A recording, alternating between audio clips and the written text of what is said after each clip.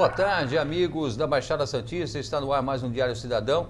Esta parceria já vencedora, já campeã do protagonismo cidadão do Diário do Litoral e também dos estúdios Tela VIP Digital. Hoje, além do meu parceiro de sempre nas bancadas, jornalista Sérgio França, tenho aqui ao meu lado, novamente nos estúdios, o Major Costa e Silva, ele que é pré-candidato a uma cadeira lá na nossa Câmara, uma cadeira de deputado federal, e também o Toninho Silva, pré-candidato à cadeira aqui na nossa Alesp, deputado estadual. Sejam bem-vindos. Toninho Silva, obrigado pela presença. Uma boa noite a todos, é uma grande satisfação também poder estar aqui mais uma vez ao seu lado, Paulo. Eu já posso falar aí, o âncora aqui do Diário do Cidadão, ao lado do nosso companheiro aqui, o Major Costa e Silva, nosso amigo Sérgio, que eu tenho a satisfação de conhecer. Estamos aí, espero que esteja contente de todos o que nós iremos deliberar. Perfeito, olha, já está eleito, né? Já está falando como deputado. Ô, Sérgio. Isso aí, Paulo, uma alegria, né? E agora espero que a gente possa pegar esse registro, né, e falar em breve que estivemos com os deputados aqui, o deputado Toninho, o deputado Major Costa Silva. A gente torce por pessoas diferentes e com qualidade lá nas nossas câmaras legislativas. Major Costa e Silva, obrigado pela presença. Mais uma vez, esteve conosco na última sexta-feira. Seja bem-vindo de volta. Muito obrigado, Paulo. Obrigado aí aos nossa audiência, está aqui novamente conosco, pronto para ouvir um pouquinho mais aí sobre os problemas da região, os problemas do Estado, os problemas do Brasil. Muito obrigado aí pela oportunidade de estar aqui mais uma vez. Perfeito, nós que agradecemos a presença. Vamos começar já com as nossas demandas aqui da região, né, Sérgio?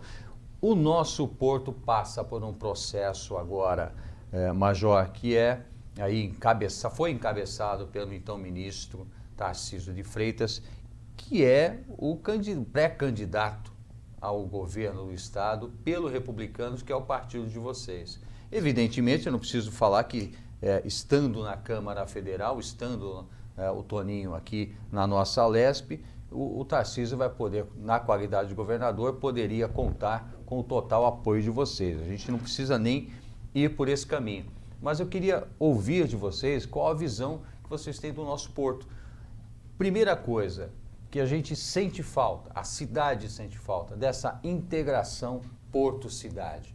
Parece que o Porto é uma cidade à parte, não se integra à cidade de Santos.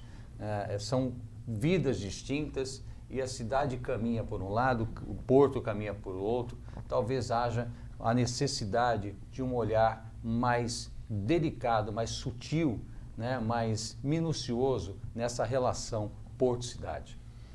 Olha, é interessante a gente primeiro destacar que o Porto de Santos é o principal porto de entrada de mercadorias no Brasil, entrada e saída de mercadorias do Brasil. Então, é um porto muito importante para a economia nacional, um porto muito importante para o Estado de São Paulo e que, com certeza, o seu trabalho, o seu desenvolvimento, a sua posição estratégica aqui em Santos impacta diretamente na vida do cidadão aqui de Santos.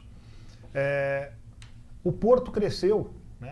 As demandas do porto foram crescendo, foram sendo supridas de forma correta, incorreta, mas nos últimos tempos, graças a Deus, de forma correta. Afinal de contas, o porto deixou de ser deficitário e passou a dar lucro para a União, né? O que mostra que realmente é um trabalho muito eficiente que foi desenvolvido pela atual empresa estatal que coordena o Porto de Santos, tá? Mas que foi se fechando dentro de si mesmo, deixando a cidade de Santos à margem das suas decisões, à margem da sua modernização, sem levar em conta as demandas que a cidade tem, né, e o impacto que a atividade econômica do Porto de Santos tem sobre a população.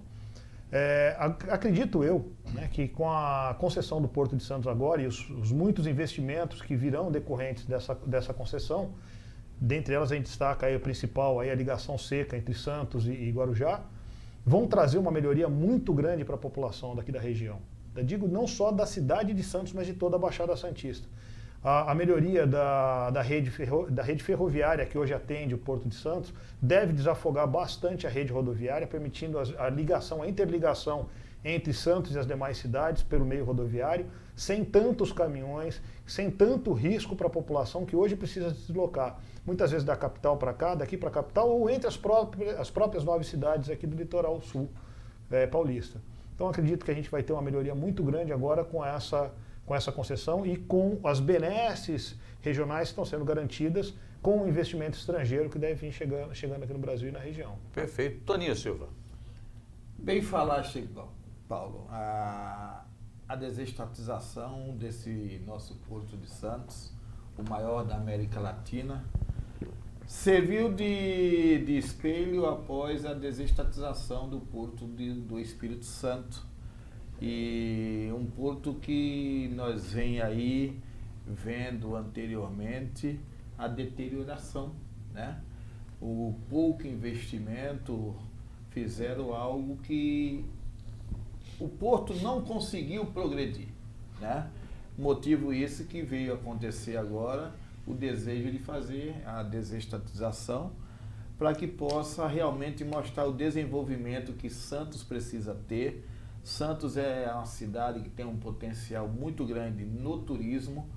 O Porto de Santos também ele pode ter uma parte turística a ser visitada por quem quer que passe aqui pela nossa região.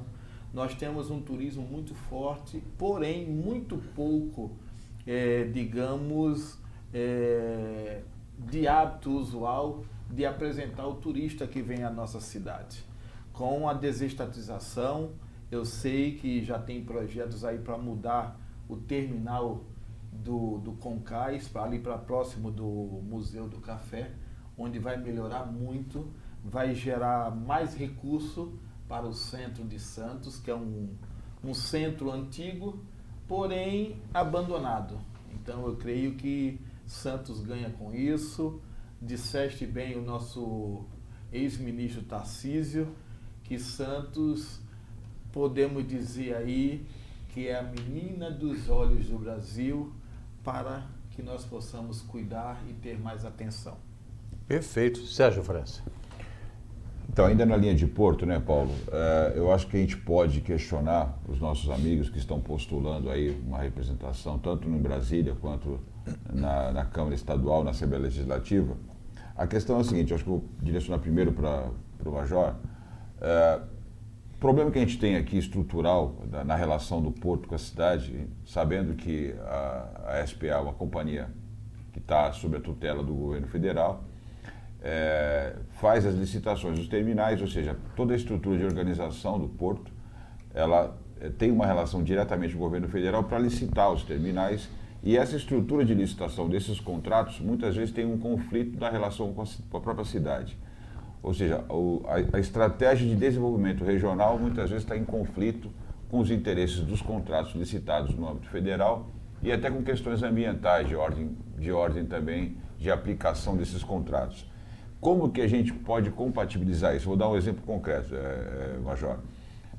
Há muito tempo se discute, por exemplo, a projetos ligados ao Porto Indústria, complexos industriais que pudessem mudar o perfil de atividade no Porto de Santos, agregando mais valor às movimentações, às cargas movimentadas na região e gerando empregos na região para que essa riqueza possa circular aqui. Há uma reclamação muito forte e antiga da população que nós ficamos com o passivo do Porto, todos os problemas que o Porto gera para a região, mas a riqueza gerada pelo Porto, na maioria das vezes, sai daqui. Vai para as grandes companhias que estão controlando os terminais, então nós ficamos com um problema e não ficamos com a riqueza. E uma das formas de solucionar isso seria a atração de complexos industriais de baixa impacto poluente, mas que pudesse transformar essa região numa espécie de zona franca. E aí vem a questão, como compatibilizar esses interesses locais, considerando que as decisões normalmente estão em Brasília, não estão aqui na região, e os interesses do próprio Porto, que é controlado pela União. Eu acho que isso, como eu tinha falado, né, a questão da desestatização do Porto e a passagem disso para o capital estrangeiro, a administração do Porto, né, passando para o capital estrangeiro, naturalmente vai mudar a forma de se administrar o Porto. Tá? A tendência das estatais é pensar em termos de Brasil e nunca em termos regionais. Até porque a visão das estatais federais é de ver o Brasil como um todo. Quando você passa para a administração privada, você passa a ter outras preocupações, ou seja, você se preocupa em aumentar o seu lucro, em gerar investimentos, em aumentar as suas capacidades. Obviamente, isso vai fazer com que a forma de se gerenciar o porto mude.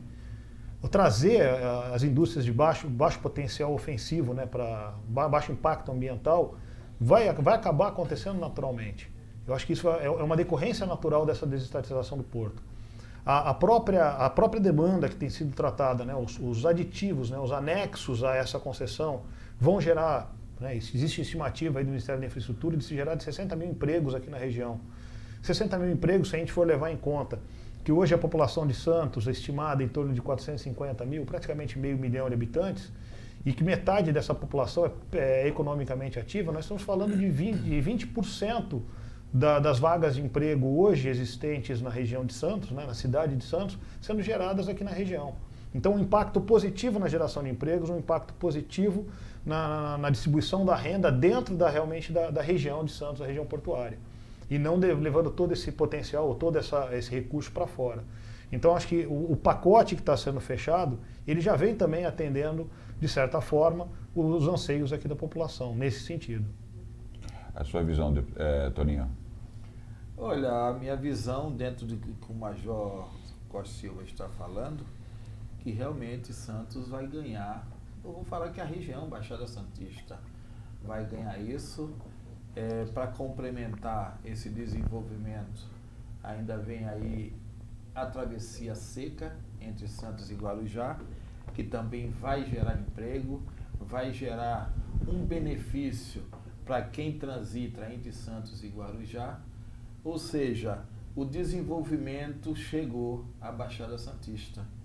E isso aí vai abranger a todos, como foi falado aqui. Isso vai gerar emprego, isso vai dar vontade aos grandes investidores a vir para a Baixada Santista. Muitas empresas que deixaram de querer crescer dentro da nossa cidade vai voltar também a crescer. Então, seja a ordem e progresso, desculpa aí, a ordem e progresso volta a Santos. É uma coisa que não ficou clara para mim ainda, pelo menos eu não consegui capturar essa mensagem, sobre a preocupação dessas modelagens transferir para o capital privado decisões que podem impactar até de maneira negativa a região. Então, isso é um clamor da sociedade, inclusive representantes do setor portuário, preocupados com a modelagem. Há alguns segmentos insinuando que não houve a transparência necessária para esse processo. Acho que é importante a gente colocar aqui para quem nos acompanha qual é a visão que vocês têm em relação a isso, porque evidentemente nós precisamos proteger minimamente os interesses regionais. É claro que isso precisa estar harmonizado com o capital privado, com o mercado. Eu acho que isso é natural e é benéfico que assim seja, o mercado tem o poder de regular essas relações, mas isso tem um limite. Em alguns momentos, quem está tomando decisão não vai sofrer os impactos. Nós estamos falando de movimentação de carga perigosa, né? A gente movimenta aqui explosivos, a gente movimenta coisa que pode gerar impacto no estuário, produtos de potencial explosivo, isso já aconteceu no passado. Então, como é que fica isso? Já existe, na verdade, aí, diversas legislações específicas que regulamentam a questão do transporte de cargas perigosas, a questão do impacto ambiental. Isso é vigente, impacta nas decisões da empresa estatal e vai impactar também no capital privado, né, na nova administração do porto. O que é importante que fique bem claro, né, para quem tem essa preocupação hoje, para quem está preocupado com essa questão da privatização do porto, é que, lógico, você ter o interesse privado, muitas vezes impactando no interesse público, no interesse da coletividade da cidade, é um fator preocupante por si só. Mas eu acredito que a regulamentação que já existe, né, regulamentação nacional que já existe com relação ao desenvolvimento das atividades que envolvem o Porto de Santos, não só o Porto de Santos, mas qualquer outro porto brasileiro, a fiscalização efetiva, uma vez que a gente não vai ter mais a preocupação de administração, a gente pode se concentrar na função de fiscalização que o Estado deve ter em cima da atividade comercial, ainda mais quando envolve capital estrangeiro. Eu acho bastante importante, até porque o Porto de Santos não só é estratégico do ponto de vista econômico, mas do ponto de vista de soberania nacional. E tendo capital privado internacional atuando aqui dentro, existe sim uma preocupação maior também do Estado brasileiro com relação a isso. O que eu tenho visto até agora, né, nesse processo de privatização, de concessão do Porto de Santos, veja bem, não é privatização, não está se vendendo o Porto de Santos, está se vendendo uma concessão. A gente vende o passivo da empresa e o ativo continua com o Estado, ou seja, o Porto continua sendo da União Federal. Então a administração que passa realmente para o ente que recebe a concessão, tá? E ele vai ter que trabalhar conforme o contrato. O contrato que está sendo feito já estabelece a questão das responsabilidades, em especial a responsabilidade ambiental, e quando eu falo responsabilidade ambiental, não única e exclusivamente com relação ao meio ambiente, mas com relação a todo o ambiente que vem no entorno do porto, que envolve a questão da população, que envolve a qualidade de vida, que envolve a própria preservação do meio ambiente marinho e do meio ambiente. Nós temos aqui na área da Serra do Mar, né, a maior reserva florestal nativa que a gente tem aqui na região. Tá? Então tudo isso está sendo contemplado dentro do contrato de concessão. Eu acredito ainda, né, vejo ainda de forma muito positiva, acho que apesar de trazer algumas preocupações, ele ainda tem muito mais benefícios a longo prazo. É uma concessão de 30 anos. Nós tivemos um exemplo recente, né, Paulo? A questão da ponte, porque os interesses do porto estavam sendo negligenciados. Se a ponte Sim. tivesse sido construída, como estavam aventando, era um problema. O Tarcísio chegou a falar algumas vezes que a gente ia viver um problema, construir uma ponte para ter que derrubar alguns anos depois, né? Ter que implodir a ponte. Então, isso tudo preocupa, porque se não tivesse havido, por parte do governo federal, um posicionamento muito firme, a gente estaria diante aí de um problema maior. A própria questão da ponte, eu até estava comentando aqui que quando eu cheguei aqui em 2018, na primeira entrevista que eu dei aqui em Santos, a primeira pergunta que me fizeram foi justamente sobre a ponte, a ligação seca entre Santos e Guarujá. E na época, eu até comentei, né, que existiam alguns projetos que foram apresentados pelos governos estaduais anteriores com valores exorbitantes, valores assim completamente fora de realidade. E na mesma época eu fiz a comparação do projeto mais recente do governo do estado com um projeto que foi realizado na China, tá? Em termos de distância de construção, qualidade da construção de uma ponte, e lá eles construíram a ponte praticamente com 1/10 do valor que a gente ia ter que pagar pela mesma ponte aqui no Brasil, por metro de ponte construída.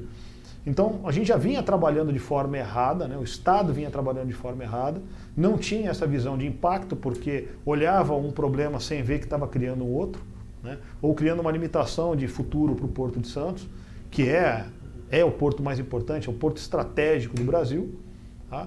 E que se fosse desencadeada naquela época geraria problemas futuros. E hoje busca-se soluções de engenharia mais modernas, mais baratas e que vão gerar uma qualidade muito melhor. Essa tecnologia hoje para a construção de um túnel submerso já existe em outros lugares do mundo. A gente já tem a ligação do Canal da Mancha por terra, por submersa. Então essa tecnologia já existe, pode ser trazida para cá. E outras tecnologias ainda que podem ser agregadas à nossa engenharia, né, para melhorar a qualidade da obra pública e reduzir o custo para o cidadão. Toninho, nós temos aqui, falando ainda de transporte de ligação seca, né, tem uma ligação aqui que não vai sumir, aliás, duas ligações que não vão sumir, né, mesmo que a gente faça a ligação seca, são as catraias aqui no Mercado Municipal, que fazem a travessia até Vicente de Carvalho, que é histórico, inclusive. Sim. Né? Aquilo não vai sair dali e é bonito que fique, é bom que fique ali por uma questão cultural. Tem a travessia ali para Vicente de Carvalho através do centro.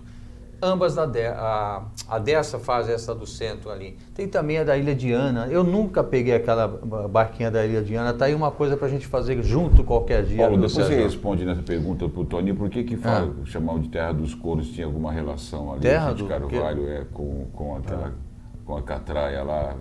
Depois você explica, você que é mais antigo com essa cultura. É mais local. antigo, Terra não, dos mais antiga é a linguagem de militar. Você está me pra chamando nós, de velho, fala é pra isso? nós. Pô, assim na minha cara. De uma forma pô, delicada. Na frente de todo mundo. Estou sendo aqui. Cara, Olha, não, mas infelizmente eu entrego a idade constantemente. Eu falo de Top Gun, eu assisti o Top Gun no cinema, né? A gente falou de Top Gun na sexta-feira aqui, que estava aqui o Major. O Davidson foi assistir o Top Gun. Quem assistiu o Top Gun tem no mínimo, mas chorando 50 anos. Toninho, mas voltando a esse assunto, a DERSA é um problema para a nossa cidade. E a DERSA é uma questão estadual. DERSA, pedágios. Artesp. Artesp, são situações onde não há transparência nenhuma. Eu adoraria ver aqui um pré-candidato, um candidato, ou alguém eleito que dissesse, olha, eu vou abrir a caixa preta da Dersa, vou abrir a caixa preta da Ecovias. Eu adoraria ouvir isso. Paulo, eu vou falar para você o seguinte, esse desejo seu, eu acho que abrange muita gente, eu sou um deles. Eu sempre questionei, dentro da deficiência que a Dersa sempre teve nessa travessia, Santos-Guarujá, Catraia, Balsa. É uma vergonha, uma humilhação para o cidadão. É sempre aquela desculpa, a Balsa está trabalhando com deficiência por causa do diesel, é por causa que está uma em reforma, e geralmente isso não é uma verdade. Eu quero deixar aqui para você e para o ouvinte que está aqui. Eu estando dentro da Câmara de Deputados, eu vou fazer uma forma de trazer essa resposta para você e para o ouvinte, porque ela sempre deixou a desejar. E até hoje eu não consigo entender o porquê que ela não consegue mostrar uma eficiência, porque recurso eu sei que tem, tá? Isso recurso aí não a falta. gente sabe, recurso não falta, mas eu acho que precisa alguém realmente à altura para poder chegar no poder público, pedir uma auditoria, pedir algo concreto sobre o que vem sendo feito com os investimentos que eles recebem. Perfeito. Major, uma das problemáticas aqui que a gente discute muito é a questão da população de rua, que vem crescendo a cada ano.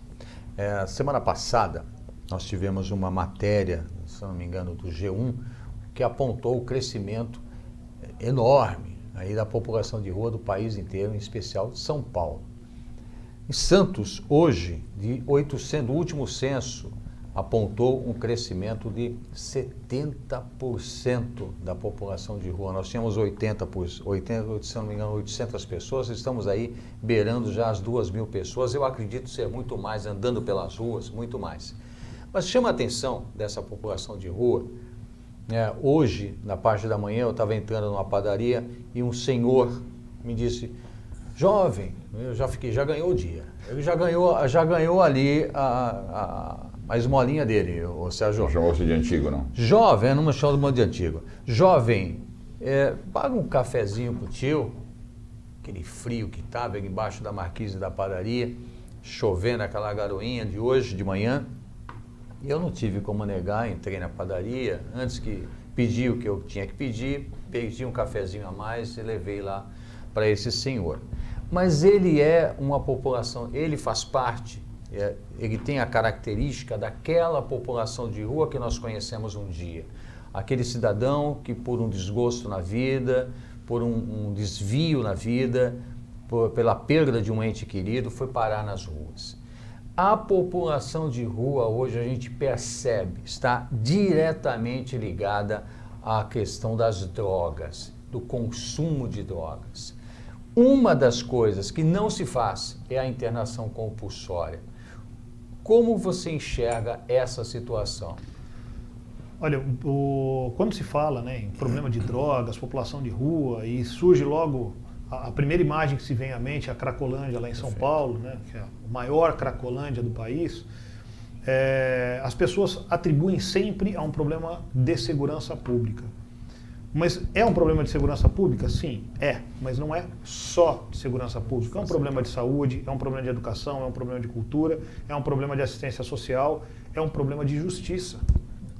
Porque a nossa legislação diz, por exemplo, que eu só posso internar compulsoriamente alguém que não tenha a capacidade, né, de decidir por si só, ou seja, não tem a capacidade civil. Uma pessoa interditada, um menor de idade, eu posso internar compulsoriamente. O problema é que quem pode pedir a interdição de um cidadão? A família ou o Ministério Público.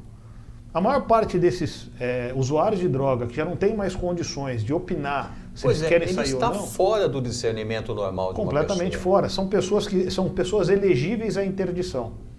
Porém, só a família, que muitas vezes já nem tem conhecimento de que esse cidadão está perdido no meio das drogas ali na Cracolândia, ou o Ministério Público que podem fazê-lo. Não existe nenhuma ação estatal para que se traga o Ministério Público junto e que ali se promova a interdição dessas pessoas para permitir legalmente que seja feita a internação compulsória. Nesse sentido, eu queria até fazer uma pergunta, até para completar para colaborar a sua resposta, Major. Não seria o caso de propor uma legislação que as esferas municipais tenham instâncias que possam deliberar sobre essa questão? Porque a gente tem dito aqui que as comunidades locais precisam de alguma forma se envolver com essa questão para garantir que haja sustentabilidade nessas ações.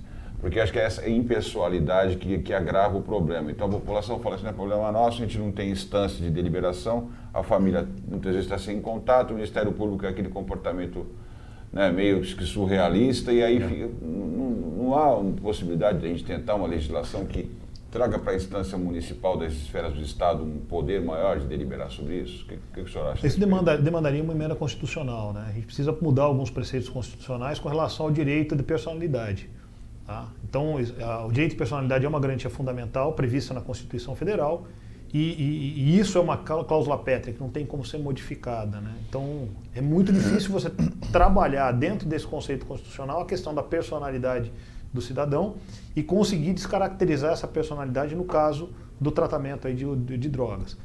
A questão da responsabilidade propriamente dita com relação a esse cidadão desassistido, ela é prioritariamente das prefeituras. Tá? Quem tem a maior incumbência de assistência social são as prefeituras. Até porque dentro da estrutura federativa que a gente tem, de governo federal, estadual e municipal, é o governo municipal que está mais próximo da realidade do cidadão. É lógico que fala assim, essa é a responsabilidade da prefeitura. Existe um outro lado, né, que não é visto, que é a nossa questão tributária, em que os nossos tributos eles vão todos para o ente federal, praticamente todos para o ente federal, e depois eles vão descendo, chegando muitas vezes na mão da prefeitura o valor insuficiente para a demanda que a população regional, aquela população municipal tem. Tá? Nós temos hoje municípios que são extremamente deficitários, depende desse repasse, nós temos municípios que geram muito mais do que recebem, e acredito que Santos se enquadre perfeitamente nessa situação dos municípios que geram muito mais do que recebem. Né? Aqui na Baixada, a maioria das cidades vivencia essa realidade. Tá? Mas a responsabilidade já é do ente municipal, só que a nossa questão tributária, a própria distribuição de responsabilidade de segurança pública, até aquilo que a gente fala, né? A gente vê lá em São Paulo, a gente vê aqui em Santos, sempre a abordagem desse cidadão, desse morador de rua, que muitas vezes acaba colocando até em risco os demais cidadãos por conta da atitude deslocada que tem por conta da droga. Né? Quem acaba se aproximando deles é mais a Guarda Civil, são as guardas civis, que não são consideradas forças de segurança pública, que não têm o respaldo jurídico para estar atuando ali. Ou seja, nós criamos problemas, criamos responsabilidades e não damos os meios para que essas responsabilidades possam ser atendidas. O que pode sim ser feito, eu acho, uma emenda constitucional que modifique, que inclua no rol dos órgãos de segurança pública as guardas civis municipais, permitindo que elas possam atuar de maneira mais efetiva junto às cracolândias, inclusive coibindo o próprio tráfico. Nós temos que estabelecer as responsabilidades em termos de ação social dos municípios em conjunto com os estados, até porque a estrutura estatal de saúde, eu digo estatal do estado e não só a estrutura municipal, tem que se envolver dentro do processo de recuperação do usuário de drogas. Tá? Ele é sim um doente, né? A gente tem que compreender que a dependência química é uma doença reconhecida, tem o seu CID lá identificado, uma doença considerada psiquiátrica, tá? Que tem que ser tratada. Agora, eu preciso criar as condições para que o município ofereça esse tratamento, para que o município tenha condições de abordar esse usuário e levar ele até um centro de recuperação. Eu preciso criar oportunidades para que esse usuário, ao sair do centro de recuperação, tenha condições de se reintegrar à sociedade e não simplesmente se ver numa situação tão ruim ou às vezes até pior do que ele estava antes de ser resgatado, né, e acabar voltando para a vida de drogas. né? O ex-usuário, o usuário de drogas, no seu processo de recuperação, ele tem que ser capacitado profissionalmente, ele tem que ser preparado para reinserção na sociedade, da mesma forma que se fala que o criminoso tem que ser reinserido na sociedade, o criminoso é criminoso porque é malandro mesmo, o usuário de drogas, que é um doente, deveria estar sendo preparado para essa reinserção social, coisa que não acontece. Ele passa, ele se limpa das drogas, ele é devolvido para a sociedade sem uma profissionalização, sem uma ajuda para se refazer, para se reconstruir, para reconstruir a sua vida, e muitas vezes naquele desespero que ele fica de novo, ele volta para o mundo das drogas. Ou seja, foi trabalho perdido e dinheiro jogado fora. Perfeito. Toninho, eu quero fazer uma pergunta para você fora do contexto. Me permita aqui, Sérgio, sair um pouquinho dessa mesmice, né? A gente sempre quer saber o que os candidatos pensam, como pensam, né? Quais são as suas propostas. Candidatos e pré-candidatos nesse momento. Eu acho muito estranho, inclusive, a gente ter que falar pré-candidato, porque está todo mundo em campanha. Nós vivemos no mundo no país da hipocrisia. Está todo mundo em campanha, a verdade é essa, gente. Falando do pré, está tudo certo. Mas tem muito pré-candidato que dorme pré-candidato e acorda chorando, né? Tem uns aí o que não é o caso aqui dos nossos amigos, né? A candidatura deles me parece a gente faz vai ser voa pombinha, voa. Essa pombinha que voe para bem longe. Que voe para bem longe, né? Que se perca aí nos céus do Oceano Atlântico. Enfim, mas uma das coisas que me chama a atenção na Alesp de São Paulo, ela é um núcleo. Quando eu falei aqui de Sociedade do Anel já, quando o Major esteve aqui na sexta-feira, ela é um núcleo, um grupo fechado. A maioria das Alesps funciona dessa forma, a maioria o próprio Congresso tem essa característica, né? A gente está vendo aí, por exemplo, Daniel Silveira, que tornou-se uma persona não grata no Congresso porque bateu de frente, né, com os que lá já estavam. A Alesp aqui tem essa característica também, e a gente teve aí recentemente o deputado cassado, fez besteira, tinha que ser cassado mesmo, a gente já discutiu esse assunto aqui, que foi o Arthur Duval. Entretanto, cassado pelos motivos errados. Ele foi cassado por sua fala misógina. Ao mesmo tempo em que ele é cassado por uma fala absolutamente imprópria, um dos deputados, né, que foi o Olim, apalpou o seio de uma deputada dentro e foi premeditado. Ele falou, eu vou fazer. Não foi o Olim? Não, foi o Olim. Não foi o Olim, não. Foi o Olim. O Olim foi agora, ele teve uma discussão com a Pena, com a deputada, mas antes dessa... Eu vou procurar aqui o nome do deputado, para a gente não falar besteira. Do PPS. Para a gente não falar besteira. Que agora é cidadania, né? E ele... eu vou procurar aqui o nome para a gente não falar besteira. Eu vou te assessorar. E o que acontece? Ele não sofreu, ele sofreu uma sanção pequena, né? Então veja, o Arthur Duval, que era um deputado malquisto na casa, teve o seu mandato cassado por muito menos do que fez o deputado, no caso da deputada Pena. Qual vai ser a sua postura dentro da Alesp? Vai ser uma postura de choque, porque herói morto, herói posto, ele simplesmente não serve para nada. A gente espera um combatente com inteligência, um combatente que saiba se portar dentro desse combate, que não é fácil. Não é fácil, Toninho. O deputado era o Fernando Cury, viu? Fernando Cury, isso, exato, é verdade. Fernando Cury, é que eu fiquei com o Olim na cabeça, porque tem uma questão dele com ela também, que eu não lembro aqui. Rolou uma treta com ele também. Mas quem uma treta com todo mundo. Ela é do PSOL, né? Mas quem apalpou foi o Cury. Eu, inclusive, tem até um vídeo que eu me recuso a colocar aqui, ela dizendo um poema aí das prostitutas, enfim, ela foi inclusive chamada a atenção pelo presidente da mesa. Toninho. Paulo, veja bem, Toninho Silva está chegando aí com sangue novo, sangue nos olhos, como diz. E a faca nos dentes. Né? Exatamente, faca na caveira, né? Eu sou do segmento aí Deus, Pátria e Família. Eu gosto de ver a coisa certa, a justiça sendo feita. a questão que você falou do Arthur Duval, realmente a penalidade foi muito pouca, né? Dá a impressão que foi feita uma reunião e falaram, vamos bater pouco, porque senão ele grita, né? É mais ou menos isso, vocês estão entendendo o que é que eu quero dizer. Então ele foi muito infeliz nas colocações que ele fez, é um absurdo. Para mim ele merecia uma penalidade muito maior, tanto no âmbito da cassação como no âmbito criminal, né? Para que sirva de lição, para que quem pensar ao menos, tá? Ele saiba que ele vai receber uma pancada forte. Isso não aconteceu.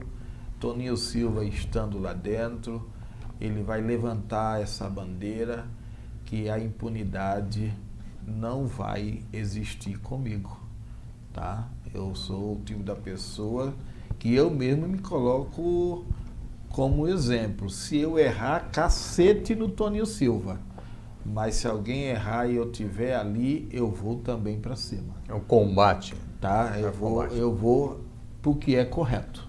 Eu Né? refaço. O pau que bate em Chico, bate em Francisco. Perfeito. Faço essa pergunta de novo. Também passo esse comentário também para você, Major. Porque lá a gente teve, no Congresso, a gente está tendo sérios problemas. E há uma perseguição clara com relação aliás, apenas e tão somente em cima do pessoal da direita, em cima do pessoal conservador, né? O Daniel Silveira enfrenta problemas seríssimos hoje, foi agraciado, né, com a graça do presidente, ainda assim há uma pressão enorme em cima dele.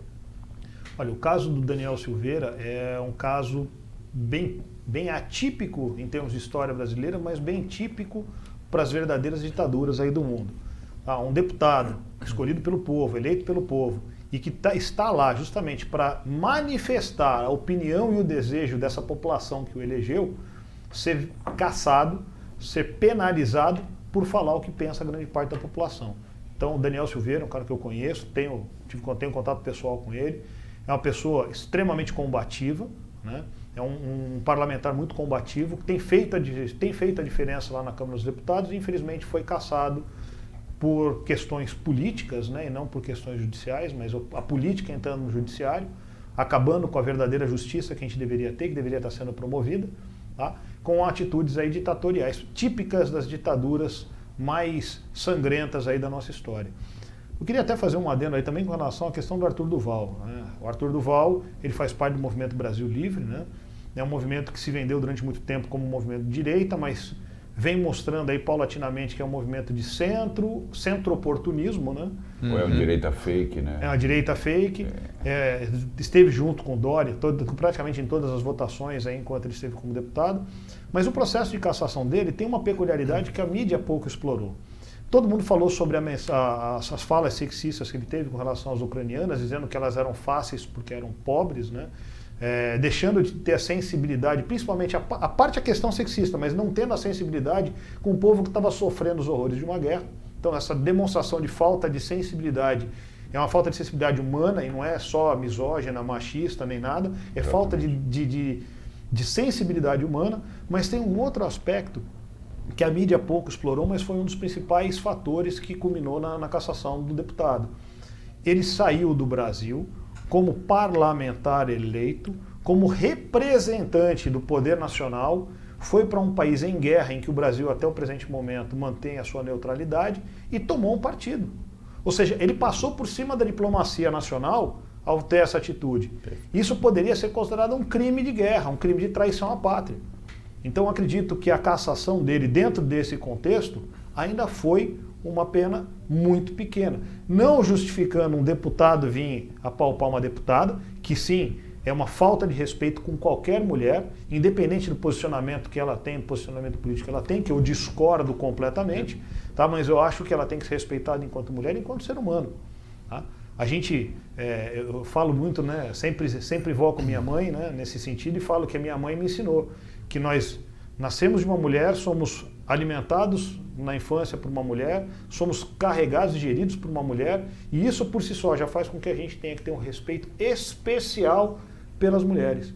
Afinal de contas, nós só somos o que somos hoje porque nossa mãe nos carregou no ventre durante 9 meses, não é? Exatamente. E depois que casamos, somos comandados por ela também, né? Eu penso exatamente, eu quero até Aumenta a patente. ratificar o que o Major falou. Eu também acho que são as circunstâncias da guerra que agravou substancialmente o que o Arthur fez.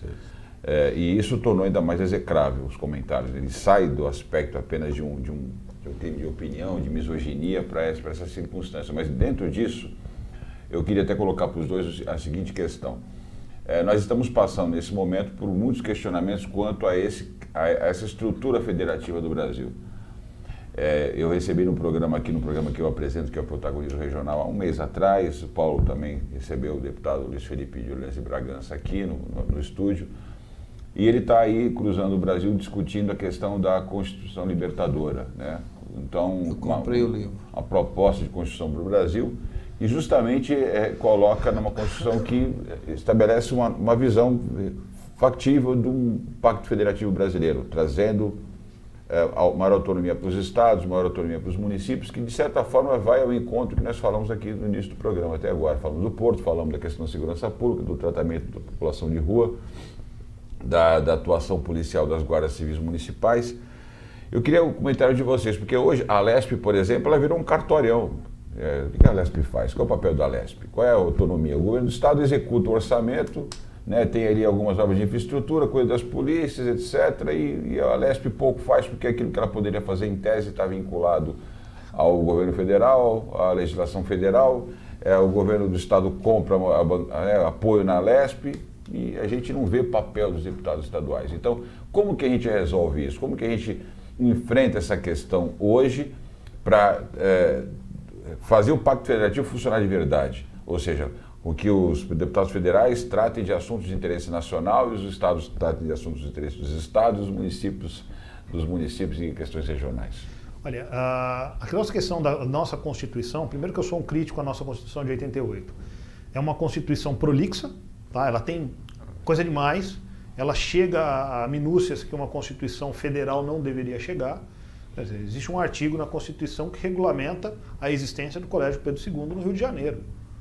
Que relevância nacional isso tem? Nenhuma. Então deveria estar, por exemplo, na Constituição do Estado do Rio de Janeiro e não na Constituição Federal. Então, no momento em que se formou a Assembleia Geral Constituinte, nos anos de 87 e 88, as preocupações regionais foram levadas para a esfera federal. Então, nós perdemos muita mão nisso. É uma Constituição que obriga o Estado a ser assistencialista, a atuar em áreas que ele não deveria estar atuando, né? Uma Constituição que coloca como responsabilidade do Estado a felicidade do cidadão, algo extremamente subjetivo e impossível de ser atribuído a qualquer Estado, seja um Estado federativo, uma federação, seja o próprio Estado, como o Estado de São Paulo, ou pela própria Prefeitura. Não dá para se atribuir isso ao ente público. Tá? Então é uma Constituição que força a existência de um Estado pesado, um Estado inchado e, consequentemente, um Estado ineficiente. Tá? Então essa é a minha crítica geral à Constituição de 88. Eu fico muito feliz do deputado Luiz Felipe de Orleans de Bragança estar nessa campanha, até porque eu vejo que sendo o único deputado que tem essa preocupação. E a questão do Pacto Federativo é uma coisa que muita gente não compreende por que nós vivemos esse problema hoje. Tá? E a gente vou voltar a 1932, né? Quando nós tivemos a Revolução Constitucionalista de 1932, a Revolução Grande, que o pessoal muitas vezes chama de Revolução Paulista, né?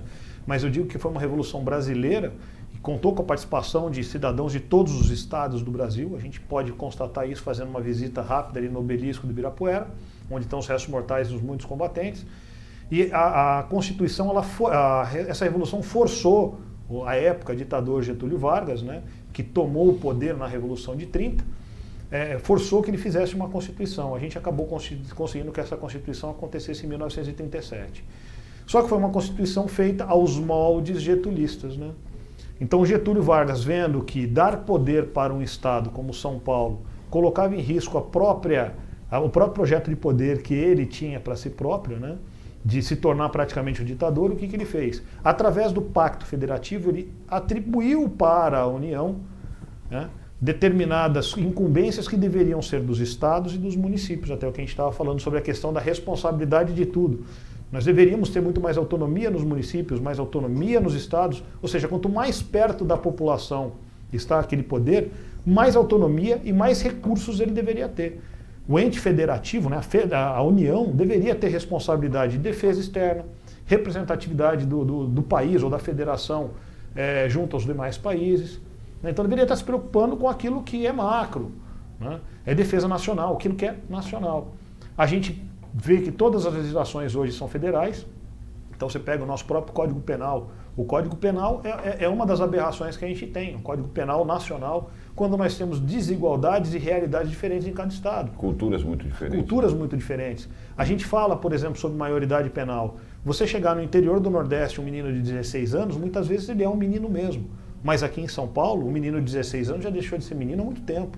Ele já tem plenas condições de avaliar e de julgar o que é certo e o que é errado.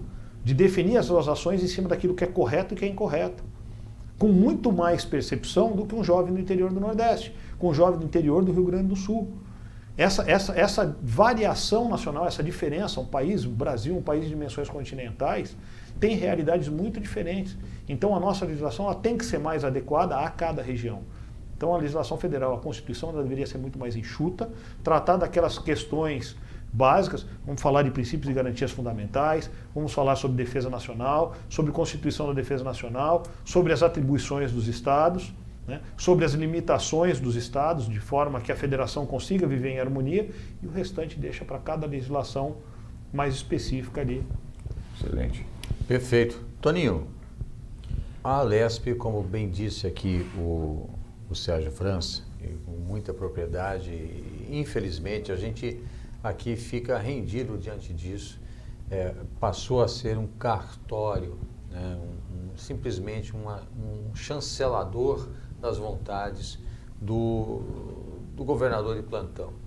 Né? Eu imagino que com um Tarcísio à frente do Estado, né, com pessoas como você dentro da Alesp e outras pessoas que já estão lá, e algumas que estão aí pleiteando estarem lá, cabe à população aí abrir os olhos, né, e fazer a escolha correta, isso se altere. Né? Mas eu queria que você me desse uma visão, né, do papel de um deputado estadual, coisa que a gente não consegue enxergar daqui. Vamos lá, Paulo. Eu vou fazer uma explanação, talvez seja um pouco longa. A gente tem 5 minutos aí. E eu vim isso, conversando, inclusive, sobre essa questão com o Major Costa Silva. Em primeiro lugar, o erro está na população que precisa aprender a votar. Precisa aprender a ter desejo de conhecer o político, o candidato, tá? E suas projeções.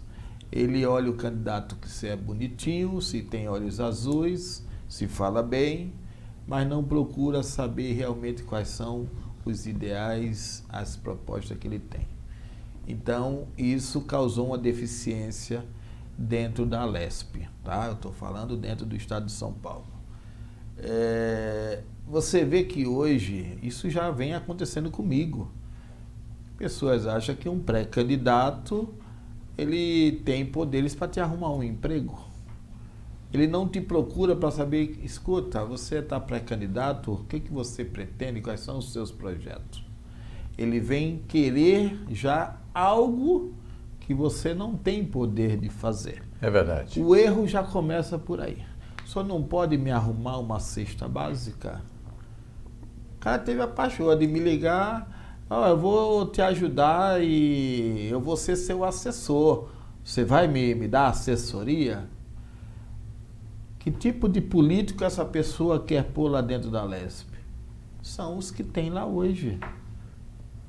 Você está vendendo o seu voto. Você não está dando chance do político ter um compromisso com você. Então você tem que conversar com o político e saber quais são as ideias dele. Então hoje nós vemos uma Alesp com candidatos que não têm compromisso com o povo. Talvez na campanha dele aconteceu o que aconteceu comigo. Como ele tinha um recurso maior, ele foi lá e deu o que aquela pessoa queria. E hoje ele está lá dentro só recuperando o que ele gastou na campanha dele para comprar pessoas novamente. Então, os eleitores primeiro têm que aprender a sair desse ciclo que se tornou vicioso, tá? Que o candidato tem que dar alguma coisa. Você vai ter uma Alesp desse jeito, uma Alesp vendida, uma Alesp que não está preocupado com o desenvolvimento do Estado, que não está preocupado com aquele empresário que está sofrendo com uma carga tributária que atrasa o desenvolvimento da empresa dele. Ele não consegue colocar mais empregado porque a carga também em cima do funcionário que ele pretende também encarece o custo. Então esse é o tipo de deputado que a gente quer levar para a Alesp, um deputado que não está fazendo compra nem agraciando ninguém para poder ganhar um voto. Toninho Silva está chegando com a mente nova. Voto, não, se pedir voto aí, o Xandão vem aqui não vou pedir, jugular. Não, eu vou mostrar quais são as minhas ideias e cabe ao eleitor olhar e ver se realmente a gente merece ou não. Perfeito. É isso aí. Olha, a gente está chegando ao final do Diário Cidadão de hoje. Eu conversei aqui, né, com o Sérgio França, que está sempre comigo, meu parceiro aqui de bancada, né, e também aqui com os pré-candidatos ao Estado, que é o Toninho Silva, a Câmara Estadual, a deputado estadual, e também o pré-candidato ao deputado federal, que é o Major Costa e Silva, já conhecido de muitos de nós, né? Ele que tem uma história rica, é major, mas está coronel. Estou coronel. É isso aí, Major Costa e Silva, que tem uma rica história aí, já não só na vida pessoal e profissional, mas também já na vida política. Eu quero agradecer demais a presença de vocês aqui, Major. Eu que agradeço mais uma vez por estar presente aqui com vocês, estar participando dessa bancada tão seleta. É a oportunidade da gente estar debatendo ideias, levantando os problemas, apontando soluções, buscando as causas desses problemas, né? É esse debate que enriquece aí o nosso eleitor, né? Que vai ter que tomar uma decisão muito importante agora em outubro, né? Escolher os seus representantes para as diversas casas legislativas e também para presidente e governador de estado. Então, essa oportunidade de trazer informação é muito gratificante, né? Eu digo, independente de que me escolham no futuro ou que venham escolher outro, mas que façam boas escolhas. Perfeito. Toninho, obrigado pela presença. Eu que agradeço, Paulo, eu agradeço ao Sérgio França, agradeço aqui, ó, meu parceiro que está aí junto comigo nessa luta, ele federal, eu estadual. Espero que o eleitor possa fazer vamos dizer aí, um apanhado para poder votar, que não seja em mim, que não seja no Costa e Silva, mas no candidato que realmente tenha condições de fazer o que o povo precisa para melhorar o estado de São Paulo e o nosso querido Brasil. Perfeito. Lembrando que os dois... Eu vou ligar para o Faquinho, vou conversar com o Faquinho. Não faça isso, não faça isso. Eu vou fazer um negócio com essa assim fica difícil, tá ok? Essa propaganda antecipada aí, essa propaganda. Olha... Eu conversei... E o T-Pex não é meu. Agora não é mais mesmo. Agora não é mais mesmo. Tudo é de um amigo. Acho que parece que a noiva é do amigo. Somos também. amigos. A noiva também é do amigo. A noite de núpcias foi um amigo que participou. Enfim, é uma coisa de amigo, né? Eu queria ter os amigos de Lula. Oh, meu Deus do céu. Olha, a gente vai ficando por aqui com o Diário Cidadão de hoje. Eu conversei aqui com essas feras, Sérgio França, né? E com eles, candidatos, pré-candidatos, né, às casas legislativas do Estado e também a Câmara Federal, que é o Major Costa e Silva, ambos pelo Republicanos, que é o mesmo partido do Tarcisão do Asfalto. Tarcisão, eu já adianto aqui meu voto, é seu e ninguém tasca. Esse vai ser consciente. Eleição passada eu votei no Dória para acabar com o PSDB, consegui. Agora eu vou votar no Tarcisão, que é para resolver a situação do Estado. A gente volta amanhã com o Diário Cidadão. Cuidado com o Faquinho, cuidado. Deixa o Faquinho para lá, o Boca de Veludo, vou deixar para lá. A gente volta amanhã com o Diário Cidadão, sempre com ele. Deus no comando. Obrigado a todos.